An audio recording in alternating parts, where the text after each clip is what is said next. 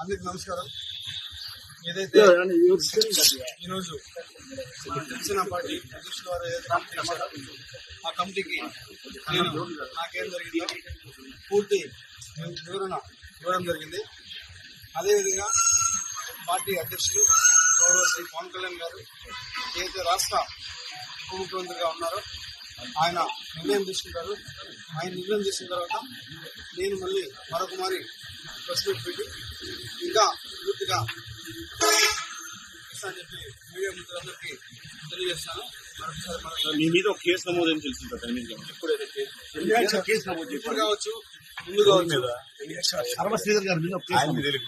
ఇప్పుడు కావచ్చు, ఇంకా ముందు కావచ్చు, లేకపోతే ఇంకా రాబోయే గంటలు కావచ్చు, రోజులు కావచ్చు, ఎన్ని కేసులైనా ఎదుర్కోవడానికి నేనున్నాను. నేను ఎదుర్కొంటా. వాళ్ళు 100 కేసులు పెట్టినా కూడా నేను వాళ్ళకి క్లారిటీగా విత్ పిన్ టు పిన్ ఇప్పుడు ఏదైతే కమిటీకి ఇచ్చానో అదే విధంగా నేను మళ్ళా కోర్టుకు కావచ్చు, లేకపోతే ఇంకేదైనా కమిటీకి కావచ్చు, చట్టపరంగానే నిర్ణయాలు తీసుకోవాలని చెప్పి నేను ఈరోజు మీడియా మిత్రులందరికీ తెలియజేస్తాను.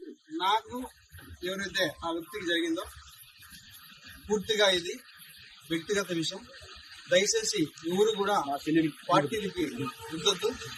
ముఖ్యంగా జనసేన పార్టీ అనే పేరు ఎత్తకుండా వ్యక్తిగత జరిగిన విషయం కాబట్టి వ్యక్తిగతంగానే నేను కమిటీకి సబ్మిట్ చేస్తాను.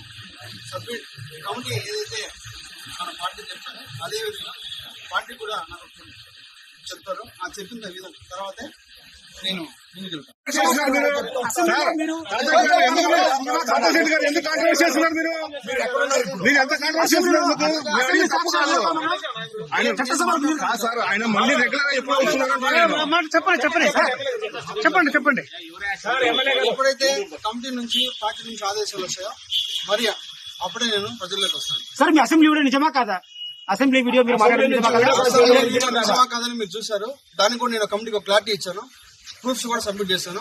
కమిటీ ఏదైతే డెసిషన్ తీసుకున్న తర్వాత మళ్ళీ నేను ఒకసారి ప్రెస్ మీట్ పెట్టి ప్రతి ఒక్క మీడియా మిత్రుడికి నేను విడమర్చి విత్ ప్రూఫ్స్ తో కూడా మళ్ళీ సబ్మిట్ చేస్తాను.